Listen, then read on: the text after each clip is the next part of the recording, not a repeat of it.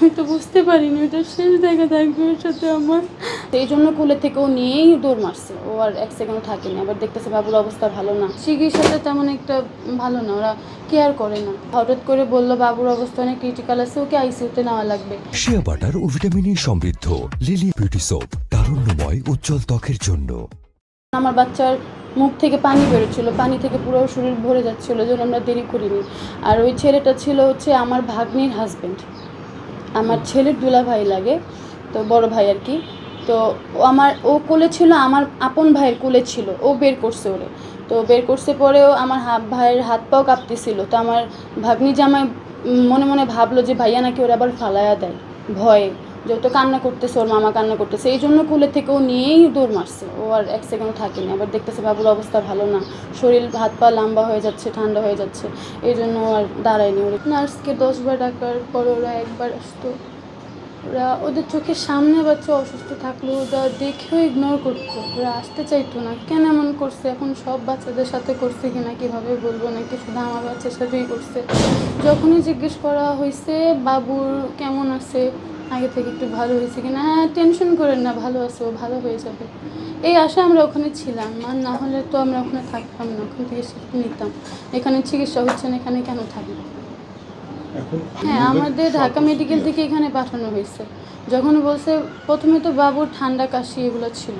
কত তারিখ থেকে শুরু হলো? এটা শুরু হয়েছিল কত তারিখ থেকে? রবিবার থেকে। আমরা বৃহস্পতিবারে যাই ওখানে ভর্তি হয়েছি। তো ঠান্ডা কাশি ছিল, বলছে যখনই রাশ দেখা দিবে তখনই আপনারা মহাকালী চলে যাবেন। সবাই বলছে ওখানে নাকি মহাকালীর চিকিৎসা হয় হামের জন্য। তো আমরা ওই ভরসা করেই গেছিলাম, যদি হয় ভালো চিকিৎসা। আমাদের সামনেও অনেক বাবু সুস্থ হয়েছে, মিথ্যা বলবো না, দেখছি সুস্থ হয়েছে, কিন্তু মানে ওদের চিকিৎসাটা তেমন একটা ভালো না, ওরা কেয়ার করে না। সবার সাথে এটা করছে, আমরা দেখছি সবার সাথেই করছে, ডাকলে শুনে না, ইগনোর করে, ঝাড়াঝাড়ি করে, বিশেষ করে নার্সরা।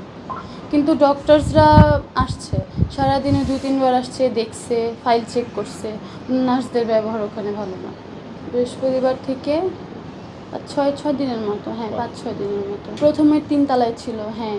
তো প্রথমে আমরা তো অতটাও খারাপ অবস্থা ওকে নিয়ে যাইনি, ওখানে গিয়েও আরও সিক হয়ে গেছে। আর হচ্ছে যে হঠাৎ করে একদিন রাত্রে খাওয়া দাওয়া শেষ করাইছি বাচ্চাকে, ও তো প্রথম যাওয়ার পরে খাওয়া দাওয়া মুখেই নেয়নি, শুধু স্লাইন পানি আর হচ্ছে ডাবের পানির উপরেই ছিল।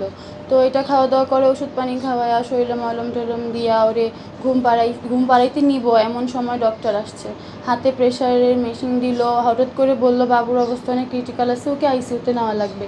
তখন তো আমরা ঘাবড়াই গেছি, কারণ তখন আমাদের সাথে পুরুষ ছিল না, ওখানে পুরুষ অ্যালাউ করে না।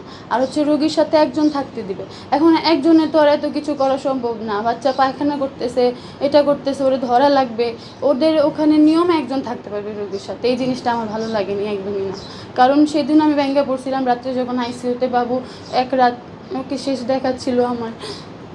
আমি তো বুঝতে পারিনি ওটা শেষ দেখা থাকবে ওর সাথে আমার।